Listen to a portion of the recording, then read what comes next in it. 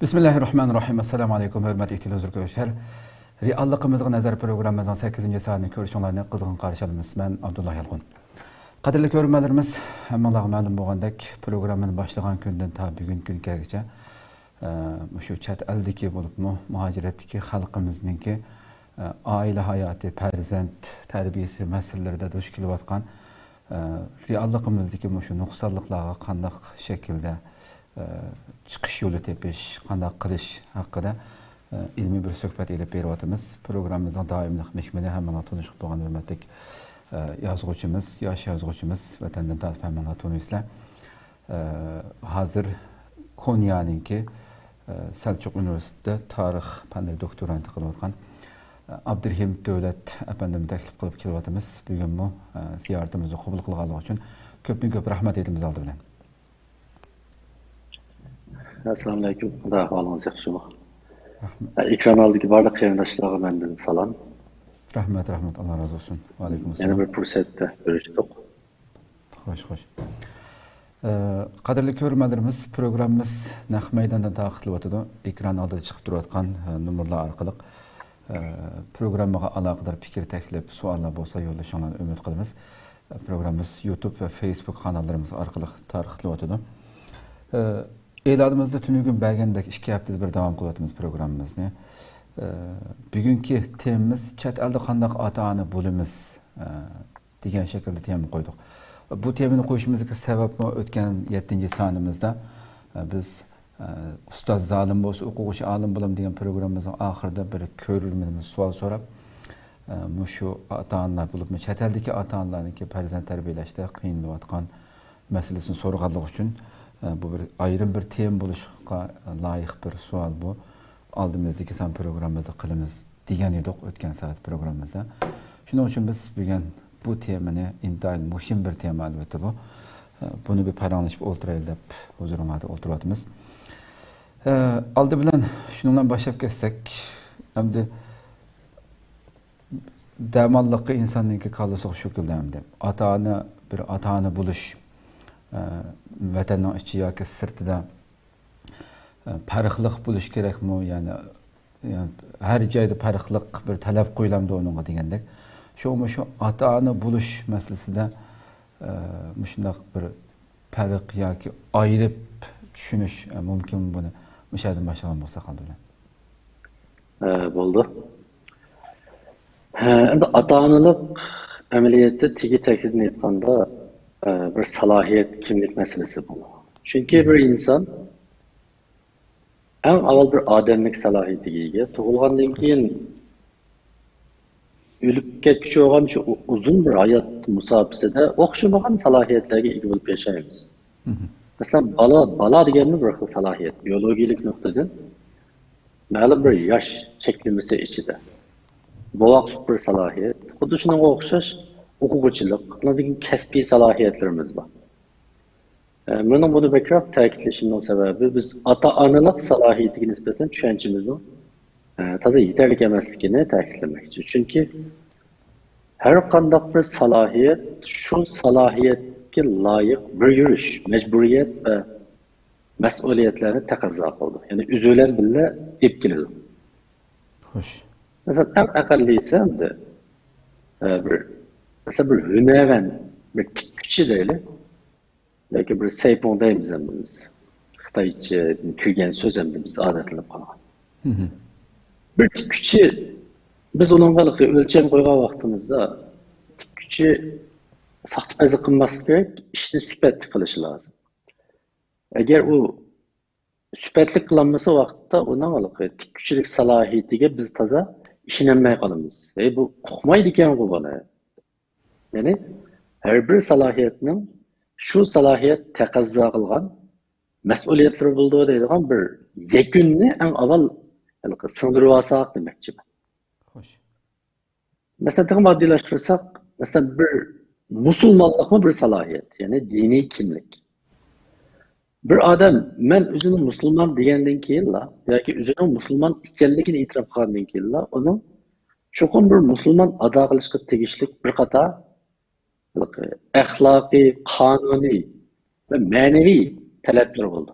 Mesela en akıllisi o'zini musulmon hisoblagan ekan, u 5 vaqt namoz o'qishi lozim. Chunki 5 vaqt namozni Alloh bir musulmonning o'lchami qilib bekitdi. Xuddi shunga o'xshash, yana musulmon qilmaslikka tegishli ishlarni qilmaslik lozim. Masalan, haromdan yiroq bo'lish lozim. Masalan, cho'chqa go'shti yemaslik lozim. Biz eng biladigan narsalar. Ya'ni her bir salahiyet bir ahlaki mecburiyettin, bir kanuni mecburiyettin demek verdi. Şunlaşkı biz mesela benim bir ticaretçi yalgan etse, adetli adam yalgan etkandan bekrek açığımız geldi. Nemişka? Çünkü ticaretçinin ticaretçilik salahiyeti de onun yalgan eğitişi en adam öçkürlüğün, nahiyeti biz seskinliğin bir kılık hesaplandı. Çünkü adetli adamların yalgan eğitişi belki çok ziyan ekemezlik mümkün. Ama ticaretçinin hırdalığı yalgan eğitişi, hırdalığı ziyankeşlik ekiyordu. Demek yalgan eğitiş gerçi umumi cihetten hata işi olsun mu ama okşumagan salahiyetlerine nispeten onun hatalık derecesi okşumaydı. Şunlaşka Peygamberimiz hadisi de rastçıl soğuduğu kıyamet günü şehitlerle birlikte bulduğu dedi. Bunda tasarruf baksak hem de ayetdeki rastçılık mayadaki bir soğuduğunun salahiyeti ile ziç bağlanma. Ama ademki rastçılık çok buluşturuculik bir sübet. Ama Suudiye'ye nispeten tıhıma yüksek bir sübet. Tıhım mühim bir sübet.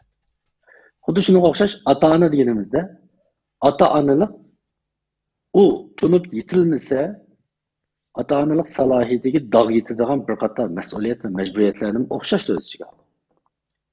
Şunlaşqa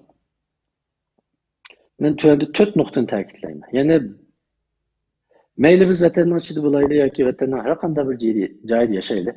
Agar biz ota-onalar bo'lsak, tuvandagi 4 ish bizning nurg'un masalamizni hal qilishga bir ko'rsatkich rol o'ynay olishi mumkin. Birisi, men hozirda yuqorida ta'kidlaganlarim. Ya'ni har bir ota-ona cho'qim o'zining ota-onalik salohiyatini tegi taktidan tunib yetishi lozim.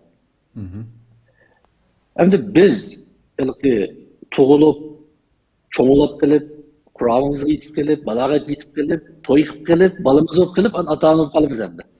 Yani ata-ana buluş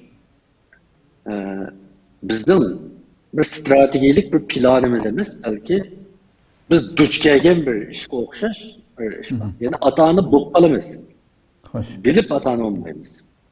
Bunu ta'kidlashimning sebebi, eğer biz ata-analık mecburiyeti salahiyetiga nispeten tushunchimiz texmi inchki cho'nqur bo'lsa, ata-analıkka nispeten başta tayyorlik qilamiz. Chunki bir to'y qildim, agar biologik sharoitlar yer bersa, Alloh farzand ato qilishi mumkin. Bir ota-ona farzandning oldida mundaq mecburiyatlar bor deb biz balduroq tayyorlik qilamiz. Ammo ko'pincha vaqtlarda bola tug'ilgandan keyin endi qanday qilishni o'ylashga boshlaymiz. Men to'la ta'kidlayotgan bir narsa bu. Yani aldın körer emas. Bizim bu aldın körer emasligimiz tegi tekdeden bizning özümüzдің ata-analık kimligi ve salahiyetinin talebini yeterlik çoğunkur tunumgalligimizdan kelgan deb o'ylayman. Eğer biz bir ata-ana farzandining oldida cho'qim uni yaxshi tarbiyalash majburiyati bor. Bu majburiyat onun bir ilahi majburiyat. Allah tarafidan yüklengen majburiyat. Hatta o Allah tarafidan yüklengen deganda diniy nuqtadan tushunmasa bu. Men endi bir kichik bir jonliqning dunyoga kelish sababchisi bo'lish suputim bilan cho'qim buni moddiy ma'naviy ehtiyojini qondirishim kerak deydigan bir ota-onalik his tuyg'usim bo'ldi. O'zimizning inson tabiatida, fitratida bu mavjud. Biz buni qancha baldur, qancha cho'nqur tunay olsak, anaqadagi tabiiylan men yaxshi bir ota-ona bo'lishim lozim. Ota-onalik majburiyatimni yaxshi ado qilishim lozim deb o'ylaymiz. Undan keyin ya'ni shu tushuncha bizda tiklangandan keyin qandaq qilsam balam yaxshi tarbiyalayman degan bu safarga otlanamiz. Endi hozir nurg'un ota-onalar bunda o'ylashi mumkin yoki so'rashi mumkin. Biz hozir zodi bildik, ota-onaning majburiyatini his qildik, ota-ona nihoyatda yaxshi bolalarning oldidagi tarbiya mas'uliyatini ado qilish kerak deb o'ylaymiz. Ammo biz texnik inchik o'ylagan vaqtimizda o'zimizning ota-onalik amaliyatiga o'zimizni aldaydigan bir xil papilaydigan ko'zda emas, biroz tanqidiy ko'zda qaragan vaqtimizda bizning bu uyg'onishimiz, bu tunib yetishimiz toza yetarlik emas. Toza yetarlik emas. Men ba'zi mesela WhatsApp'larda, başka gruplarda Şu farzand tarbiyasi haqidagi ba'zi qarorlik leksiyalar bor. Ba'zisi qatnashib qolaman yoki ba'zi bunga qarasam chet eldimi farzandining ona til tarbiyasi uchun yoki boshqa tarbiya uchun ko'ngil bo'layotgan xuddi bir qancha yuz oila bor. Mana bu psixologiya topida bor oilalar ana til topidami bor. Yani qani u necha million Uyg'ur nega ketdi deb o'ylaymiz. O ata-onalarimiz nima uchun teng ko'ngil bo'lmaydi bunga? Degan bu savol tug'ildi-da bu yerda. Balki menda bu deganlik cho'qim shu to'plarga qatnashganlar yaxshi bilganlar, boshqalar bunda emas deganlik emas xato tushunamiz. Albatta nurg'un o'zini fido qilib tarbiyalayotgan son-sanoqsiz ota-onalarimiz bor. Ammo yana setilayotgan kitoblar, ko'rilayotgan bolalar mazmunidagi asarlar, filmleri, kartonlarga qarash orqali aniq diagnoz qo'ysak, bu uyg'onishimiz sada yetarli.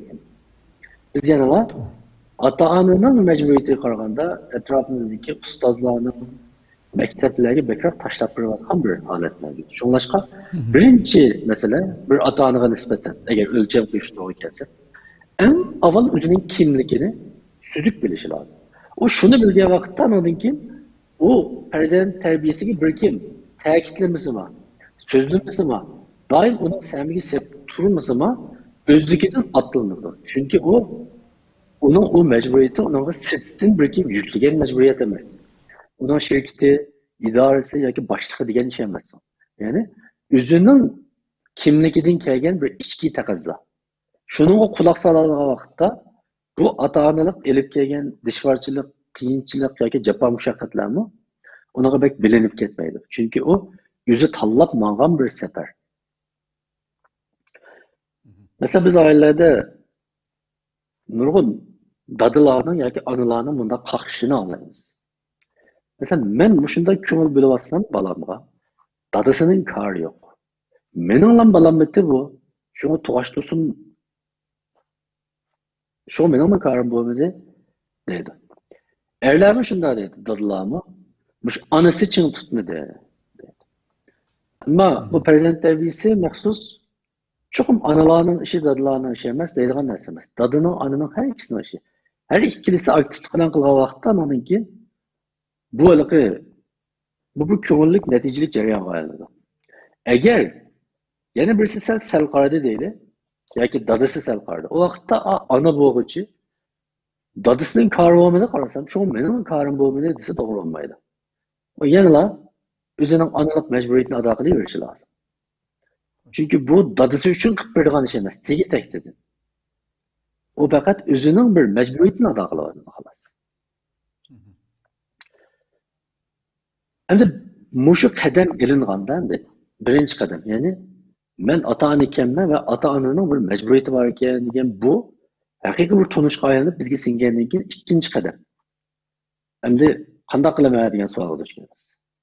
Chunki biz boshda nima qilaman degan javobini topdik. Ya'ni bir ota-ona cho'qim bolalarga mas'ul bo'lib yaxshi tarbiyalashi lozim. Endi uni qanday qilamiz? O'zining majburiyatini his qilgan ota-ona bu safarga chiqdi. Shuning bilan qanday qilaman degan bir savol uni oldiga keldi. Butun masala shu yerda. Agar bir ota-ona qanday qilaman degan savolga duch kelganda va uningga haqiqiy yuzlangan vaqtda lekin farzand tarbiyasining safariga rasmiy qadam qo'ygan bo'ldi. Uning oldida u faqat kallasida ideyasi bor, ammo amaliy harakat ijro bosqichiga o'tmagan. Endi ikkinchi bosqich mening qarashimcha o'rganishi lozim. Yani birincisi mas'uliyatini tunishi lozim, ikkinchisi shu mas'uliyatini qanday qilishni o'rganishi lozim. Endi yana o'ylashimiz mumkin. Bu ota-onalik degan o'rganadigan ishmi? Bizning ota-onalarimiz bizni hech qanday o'rganmay tarbiyalab ekan, bizni hech qanday bo'lib qolmadik-ku deymiz endi. Ammo bu xato. Amaliyotda biz hech qanday bo'lib qoldik. Agar o'rganib tarbiyalagan bo'lsa, texma yuqori talabda tarbiyalangan bo'lsak, texma inchki tarbiya metodlari bilan tarbiyalangan bo'lsak, Uyg'urlarning umumiy ahvoli hozirgidan natijasi sifatli yaxshi bo'lgan bo'ladi. Biz axloqiy jihatda topdan chiqatmasak, yaxshi tarbiyalandik deb o'ylayotsak, xatolashgan bo'lamiz. U bir tarafi. Ama mahiyetlik tarafi to'g'ri.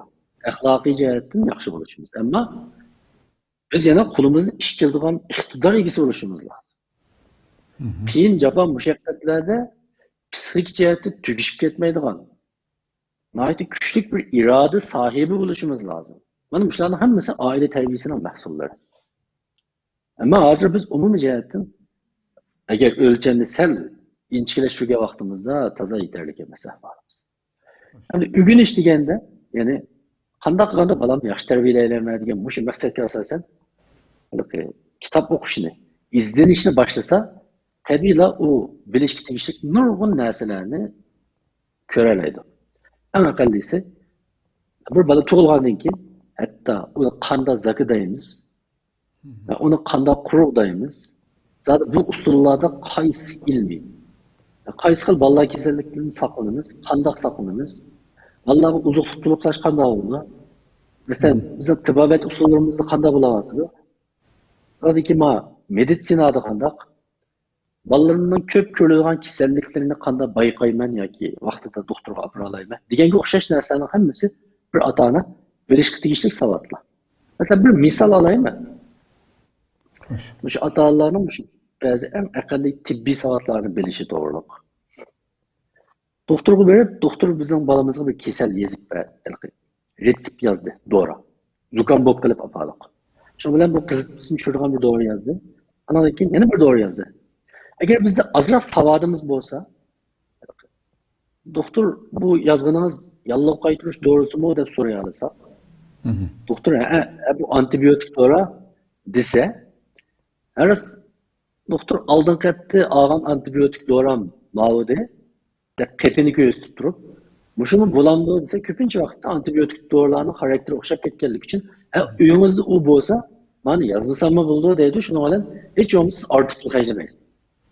Xo'sh. Agar siz bunda savodga ega bo'lmasangiz, bekagingiz uyingizda bor doridan yana bir qop olasiz, to'g'ri.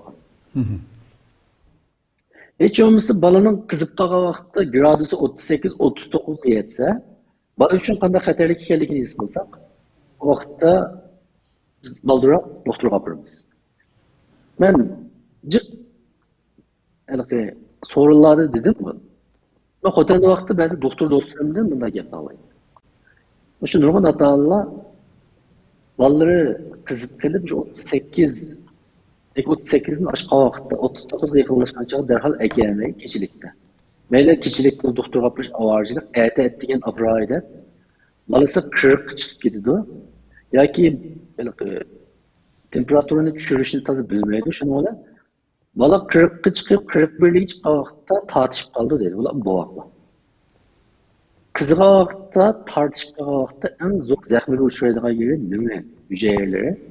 Nurg'un nima hücreleri şu zahme götürüyordu. Şunu bilan Allah'daki baldır nima paraliz çok bilish, yapılamaydigan bir şeyler ameliyatda. Şundan gap chiqdi. Agar shu kechisi zerikmay doktorga aytsa yoki qizitmasi tushirish usulini qilg'ash turib, aytadigan akasi shuni oldini olib oldi deydi. Hani bunu bilish uchun maxsus bir tibobat maktabini bitirishning hojati yo'q. Bu arada başlangıç savatlar. Bu savatlarını ata-onalar ilgilenishi lazım, bilishi lazım. Mayli dünyanın qayerda yashaydi. Anadaki keyin bolalarning psixikasi, bolalar psixologiyasi haqida bir kitob o'qish lazım. Ham bo'lmaganda. Masalan, mening bolam 6-7 yosh vaqtda qanday bo'ldi? 10-12 yoshga kelgan vaqtda qanday bo'ldi? Masalan, baloga yetgan bolalarda qanday psixik o'zgarishlar bo'ldi? Ota-onasi bilan bo'lgan munosabatda qanday masala yuz berishi mumkin? Ularni qanday qilamiz deganlar to'g'ri. İlmi tədqiqatdan ötken umumi nəzəriyyə və metodlar mütləq bir qısım balalarga tushidi. Elçilik nurg'un xosliqlari bo'lsin-mu, ba'zisi maskamiz, ammo cho'ng jihatdan bolam bundaroq bola ekan deganni bir ota-ona bilishi lozim. Masalan, mushunda o'rganganda, andan keyin texnik bir qadam ilgarisak, bolamizning maktabdagi darslarini ozgina nazorat qila oladigan bo'lishimiz lozim. Masalan, bolam nima o'rganyapti? Mikrovatı netice ders geldi. Aslında da varaklı alırsak, kürer desek, balımız ayda da ben tapşırıqni yaxşı işledim, siniften derste yaxşı dep koygan gibi bilen bizni kontrol edip ketivatamdı. Yoki rast degenidek yaxşı mı degende biz nazorat qila olamiz ve diagnoz qo'ya olamiz. Shu diagnozni to'g'ri qo'ya olsak, balkim to'g'ri usulga ulaşa alışımız oldu. Hoş. Demek ki ikinci kademi biz mesuliyetimizi tutup boğandan ikinci kademi ügünüş. Yani kandak atağını bulaştı. Mallarımızı kandak terbiyeleşti. Ügünüş. Bunundan da bunun mezmunu naydi kârı. Yani bir atağına özlükünün ügünüş arkalık hal kılalaydı. Çünkü her bir meseleni hal kıldı. Kuddalik aşıkkı, demeşkı, Irak emes degenge okşaş. Balasını yaxşı terbiyeleydigen atağına nispeten ona bugün günde tirişiş yolları, ügünüş yolları çeksiz. Hoş. Yani ügenmezlik hiç kanda bahane kalmagan bir dünyada yaşamadınız. Hem de üçüncü kadem, ügendok, bildik. Hem de ügendok, bildik de koyup işletmesek yok. Onun bir cep paydası yok. Hoş. Hem de üçüncü baskıcı, üçüncü ölçümede yani. Ügengerlerini tedbiklaşı lazım. Yani tedbiklaş baskıcı. Onu ameliyatı köşesi lazım, tedbiklaşı lazım. Eğer onda kılmasa, belki o munda oylap koyuşu mümkün. Ma kitap okusam, munda kılanlar bu. Kitap okuyan hemen boğulanmaydı iken, nezeye edilgen, ameliyat düşmeydi iken, benim balam kitap bu iş terbiyelese hiç kamlaşmaydı edip la, vazgeçişi ügenmezlik yapıp da onu taşlap koyuşu mümkün. Yani izlenişli dostluk koyuşu mümkün. Ama bu ügengerlerimizde siz ameliyatınızı tedbiklamışsınız. Yani mesele kılmışsınız, farzand terbiyesi devamında. O vakitte ügengerlerimizden hiç kadar ehemmiyeti yok. Şundan siz tedbiklamaganlığınız için o ügengen narsalarni ehemmiyetsizde oylap kalmışsınız. Bu xuddi doğru, yani doktor bizga yezib bergan retsept bo'yicha dorini shu o'lcham bo'yicha yemang. Masalan, ertaga nashtadan burun yeng, kechda uxlashdan burun yeng, doğrunuzni mundaq yerda saqlang, deganga o'xshash ishlarga diqqat qilmadingiz. Hatto kunda ajraq chiniqib qo'ying deb deydi. Ammo siz u doğruni nashtadan keyin yedingiz yoki vaqtida yemay qoldingiz. U tevip yoki doktor sizga bir oy yeng degan. Ammo siz 2 hafta yeb, shuning bilan toza unumini ko'rmagan bo'lsangiz yoki shunda his qilgan bo'lsangiz, siz tashlab etib uni yeyishni. Shuningdek boshqa odam deysiz. O doktor deganni qilib baxtim foydasi bo'lmaydi deysiz. Ammo siz shu doktor degandek qildingizmi? Shu doktor degandek bir oy yedingizmi? Shu nashtadan burun yeng degan bo'lsa, siz shunday qildingizmi? Chiniqing degan bo'lsa, chiniqdingizmi? Amaliyotda nurg'un ota-onalar ba'zi asli kitob o'qib, ba'zi leksiyalarni anglab, uni o'rgangan bilan amaliyot ishlatib bo'lmadi deb qaqshagatgan ota-onalar o'zini so'rab baqsa bo'ldi. Men degani bo'yicha qildimmi? Mag'lub bo'lsam yoki qamlashmay qolsa tekrar sinab baqdimmi deb so'rab baqishlar. Endi to'rtinchisi, endi ijro qildik. Ammo bolalar tarbiyasi bir marafonchi jarayon. Ya'ni masalan bugun men bolamga ben tüzük sözlep koydum, yarım saat yap kıldım balamga. Dep üzümüzden hoş kıldıgan bir işimiz. Sizden bugün yarım saat yapıp koyduğunuzda bu balanız ertesi başka bir adam bulup doğulmaydı. Yani bu uzak tutulgan bir cereyan. Asta mağamız müşüde kilimiz. Onun için siz bir ketten bunda kılıp, iki ketten bunda kılıp, sen ünümünü görmüşsünüz, paydası yok ki deseniz hata. Çünkü dördüncüsü muşu sualga cevap verir. Yani adetleniş lazım. Farzand terbiyesi degan turmuş usulü deydi. Bizim hayatımızdaki bir kem bo'lsa bo'lmaydigan xuddi tomoq yeyishga o'xshash. Xuddi bizga nisbatan bir namoz o'qish, ibodat qilishga o'xshash. Bizning oila turmushimizdagi her vaqt izchillashtirgan bir anliq jarayonga aylanishi lazım. Bu herkesmi pat-pat izimiz kelsa, "Voy, bunda qilib qo'yishim kerakdi." Ekiler kitabını ben bir qarab bakay, tam şunun içine körüp bakay deydi karşımız. Adetke ayrılışılar. Şu adet ailede izchillashgan vaqtda, mesela deyli, hep de bir qatim aile yig'ini qilishga o'xshash. Yoki izchil kitob o'qish, izchillashtirishga o'xshash. Shunga o'xshash har xil biz o'ylagan bir tarbiya strategiyalari ailedagi ijrosi uni bir qatim, ikki qatim bunda bir turaksız haletlerimiz izchillikqa aylanganda, odatga aylangan vaqtda bu terbiye stratejisinin önemini göreceğiz. Demek ki yukarıda eğer siz uygunu plan koysanız, hemen ata-analık mecburiyetini biz kıldığın balını nait yaxşı terbiyeleş gerekken depli koysanız, Qo'sqimizning ochqanligini his qilgan, ammo tamoq yetishni uqmaydigan bir odamga o'xshaysiz. Qo'sqimizning ochqini rost, ammo tamoq yetilmaganligi uchun yeyolmaysiz. Yani maqsadingizga yetolmaysiz. Xo'sh. İkincisi endi biz uyg'ongandan keyin albatta nima ish qilma deb so'raymiz. Unda da siz o'rganasiz. Endi nimalarni o'rganish haqida yuqorida qisqacha gap o'tdim. Keyin biz texma tafsiliy so'zlaymiz. Ama üçüncüsü nima? O'rganganlaringizda cho'qim ishlatishingiz lazım. Cho'qim ishlatishingiz lazım. Bu iliqi qat'iy sal qarasak bo'lmaydigan bir ish. Chunki bu farzand tarbiyasi tegi takdirning bir amaliyot jarayoni bu. Gerçi nazariyan ait muhim bo'lsa-mu, ammo u amaliyot tatbiqlanmagan vaqtda bu faqat bizning kallamizda bor boshqalarga so'zlab bergan bo'lgan, ammo natijasi ko'ngil olmaydigan bir narsaga aylanib qoldi. To'rtinchisi oxirida. Cho'qim bu farzand tarbiyasidan iborat bu faaliyet değil, yoki bu tushuncha biz pat qiladigan ish emas, bizning izchillikda turmush usulimizga aylanib ketishi lozim. Shunday vaqtda biz bolalarimizni yetilab bozorga chiqsakmi, bir yerga safarga chiqsakmi, har bir sorunni, har bir yerni nəhayət ustalık bilan, nəhayət yaxshi bir farzand tarbiyasi fursatiga aylantira olamiz. Mesela biz balamızın qo'lini yetilib mangduq, yo'lning yoqasida nəhayət üstü beşidan nəhayət bicharaga chiqib turgan bir odam uchirdi. O belki tilanchi bo'lishi mumkin. Shu vaqtda biz paloqqa o'zimiz yanchiqimizdan chiqarib pul berib etmay, pulni balamizga berib, balam menga sat berib kelgan desak. Ana shuning o'zimi bir tarbiya fursati. Shuning o'zimi bir tarbiya. Ya'ni ayada bir hissdoshlikni, Allohga yordam qilishni Allah o'zi bevosita tajriba qildi. Uning huzurini o'zi bevosita his qildi.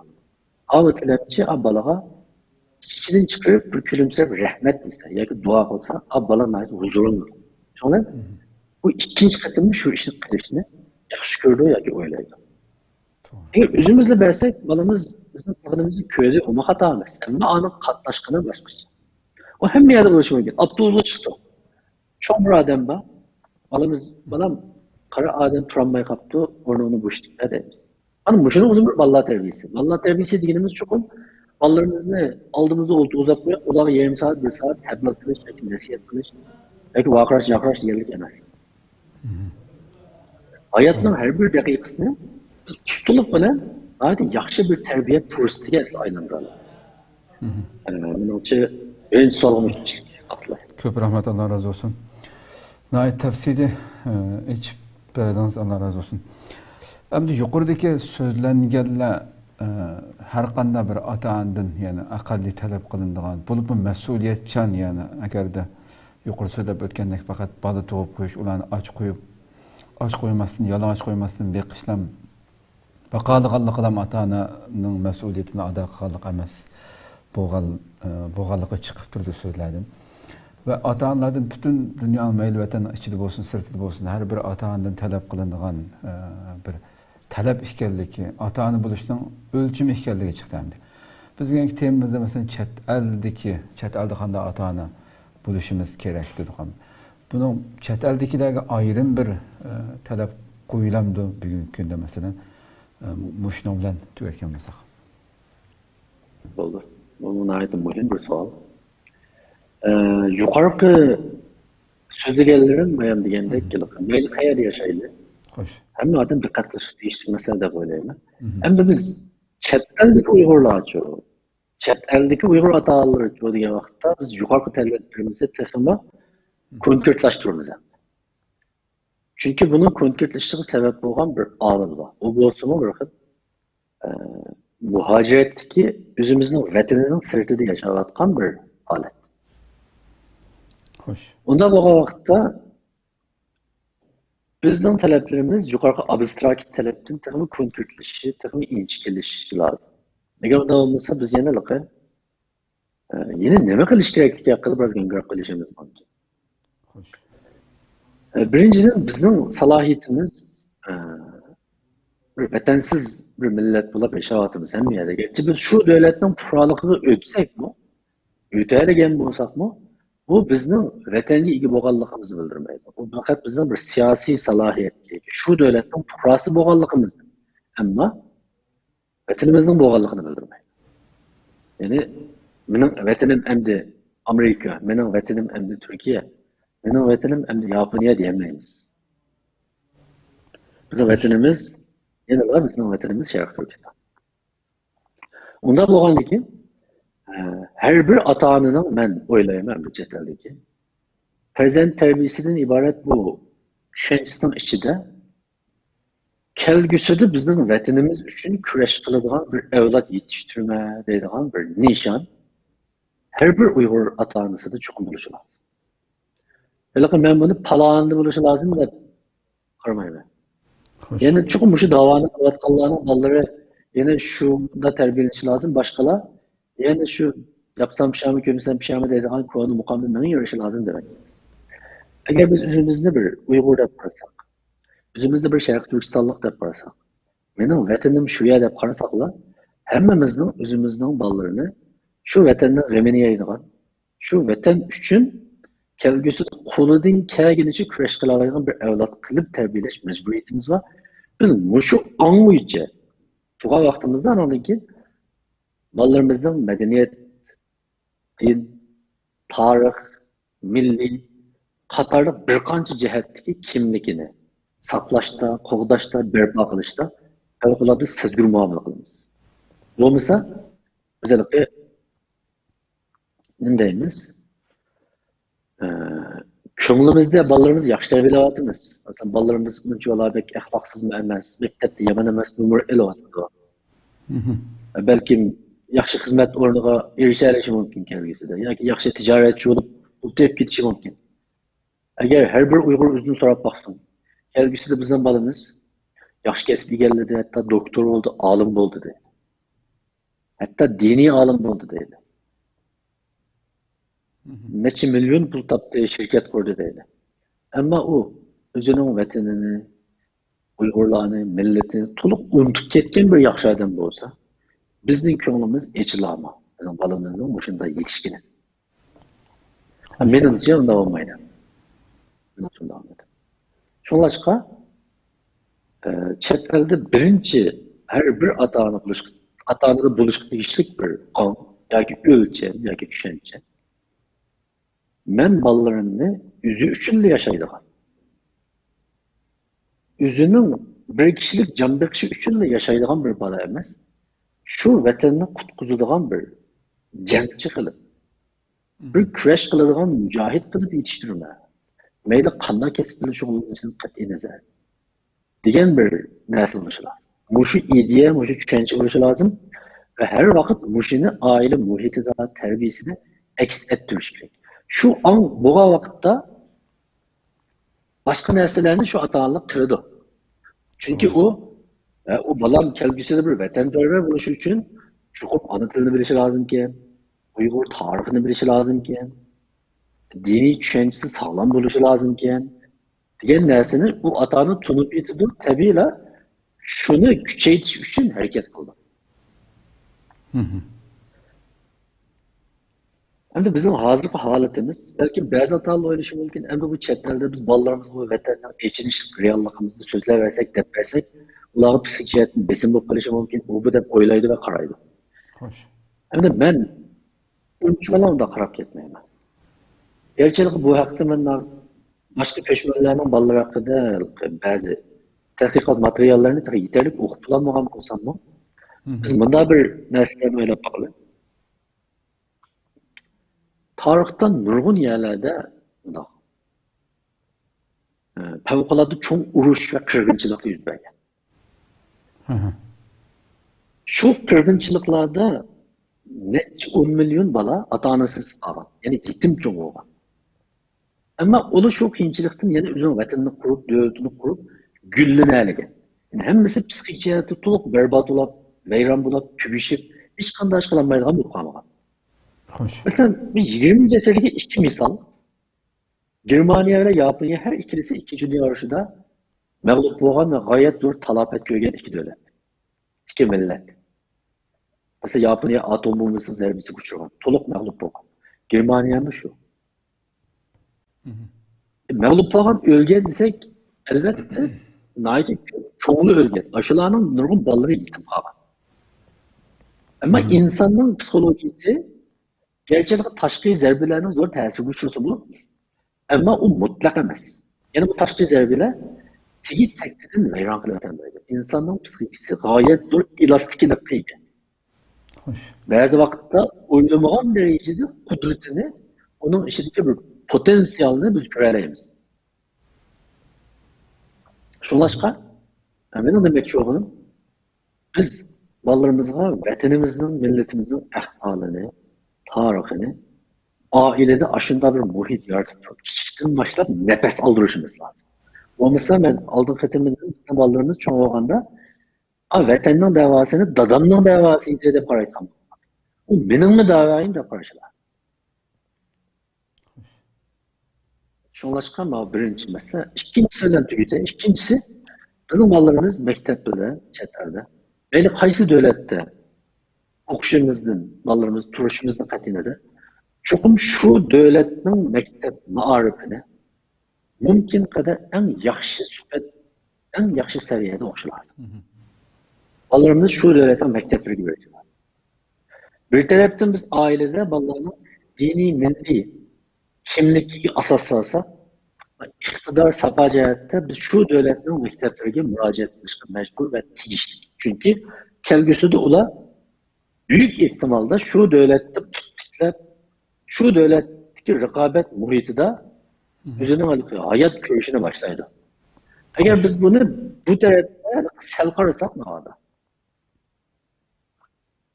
O ketib bordi, bolam maktabga beryapti, yomon emas, o'qiyapti deb o'ylab qolsak, endi sal qarab qolsak, keyin ziyon tortib qolamiz. Biz shu narsa esimizda bo'lishi lozim. Bugungi kunda biz hem vatanperver hem kabiliyetlik evlat qilmoqdamiz. Nuqul vatanperver bo'lsa, yani hissiyatı sağlam, kalbi güzel, ama qo'lida hech qanday ish kelmasa, yani biz maqsadga yetolmaymiz. Biz tarixni, so'q bu qonuniyatini qabul qilishimiz, tushunib olishimiz lozim. Yani bu siyasi müstakillik, yani devlet kuruş değil, başkalarının xayrixahlığı bilen, başkalarının bizge iç ağırtışı bilen amelga aşılan bir iş emas. Tarihte başkaları iç ağırtıp devlet kurup bergen bir millet yok. Bunu kabul kılırtış lazım. Bu, şu milletin körüşü bilen bu. Hem de şu millet yakan şu arzu olsun. Ama bu işte kılıçlarda şunun layık safa sünnet hazırlanırsa, okşaşla, yani bu arzu emel gör. Bu huddi hemimizden asmanın her de uçmamız var. Bir uçuş arzuyumuz rast, yalgan emez. Ama kanıtımız bu olmasa, bu arzuyumuz kançı güzel olsun, bizi asmana çıkartır. Şunlaşka, ama kanıtımız bu olsa da yine hesap etmesen. Çünkü kaya göçü öğrenmeye kalırız.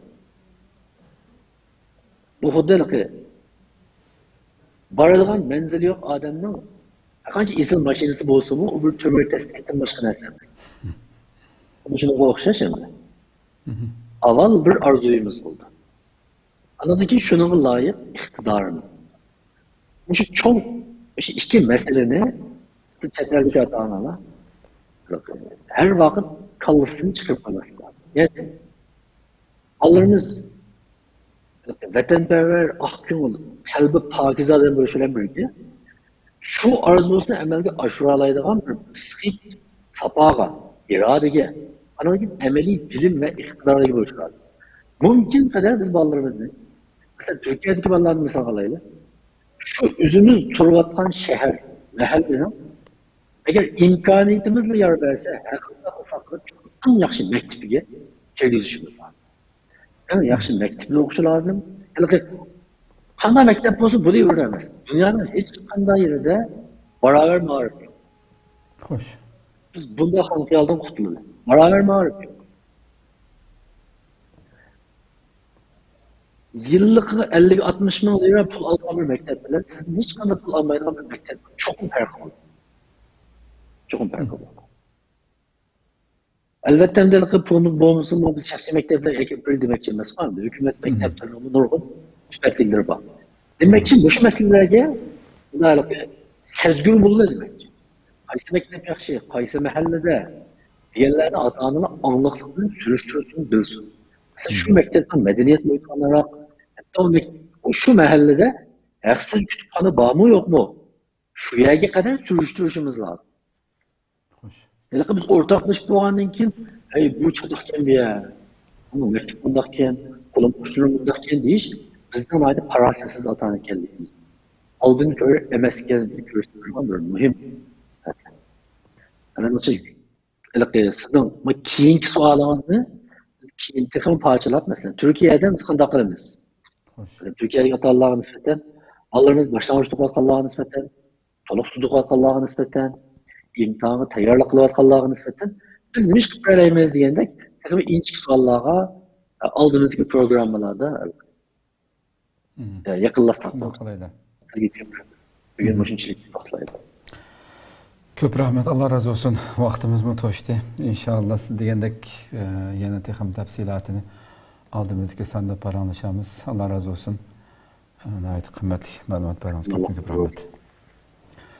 Qadirli görürmələrimiz, şundan qılıb bugünkü reallığımızın nəzər programımızın 8-ci sani müşərdə ayaqlaşıdı anlap ötdük.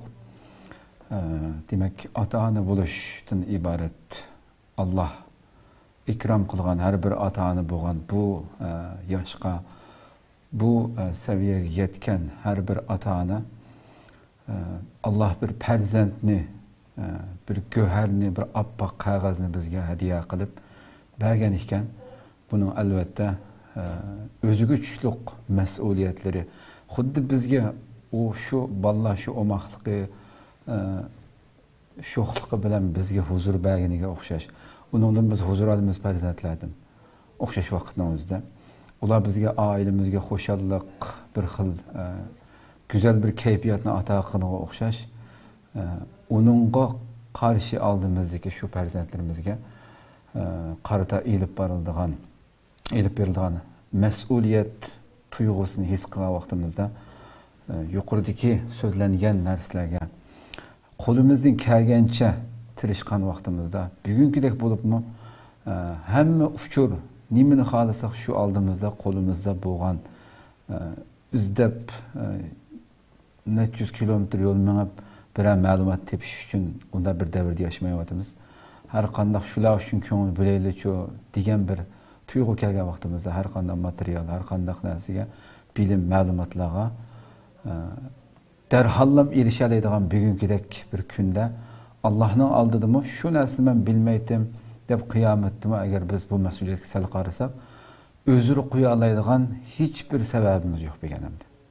Aşındaq dərəcədə meyli özümüzdən tildəki materiallar olsun, ya ki hər qaysı dövlətlərdə yaşayatqan xalqımızdan şu dövlətdən tildə çıxan materiallar olsun, pərzəndini ən gözəl şəkildə tərbiyələş üçün minliğən sanını bəlgiləb bolmaydiğən dərəcədə şundaq köp materiallar turub da aldığımızda faydalanış, şununla köngül bölüş, şununla vaqt çıxırış bizə qalğan məsələ. Rabbim inşallah bu tuyğuda hərəkət edib verişimizə nesip qılsın. Şundaq boğandala bu bizninki bugünküdək har halətə düşüb qalğanlığımızdan bir minut bolsun baldır qutuluşumuzğa, şu vətənimizdinki kəlgüsü igiləri boğan, şu vətəngə sahib çıxıdığan pərzəndlərini aşı tuyğuda yetişdirməsək, o vaxtda Allah özlüğüdən azad qıbbəsimi özünün qudreti ilə o vətəni yeni talqızıb qoyduğan yarıması insanların qulu qapqalınız. Hiçbir payda yaşamayımız. Şu an aşı aziz vətənimizdə bir minut bolsun baldır qutuluş üçün şununla kereklik kolumuzda aldığımızda Rabbim bizə hədiyyə qıb bəgən bu pərzəndlərini güzel tərbiyələşkə hərəkət qilishimiz gerek deyib bu arzu ümidlər bilən Allah ömür versə aldığımızdaki ihsan programımızı görüşkəcə aman boğayslar. Esselamu Aleyküm ve Rahmetullahi Teala ve Berekatuhu.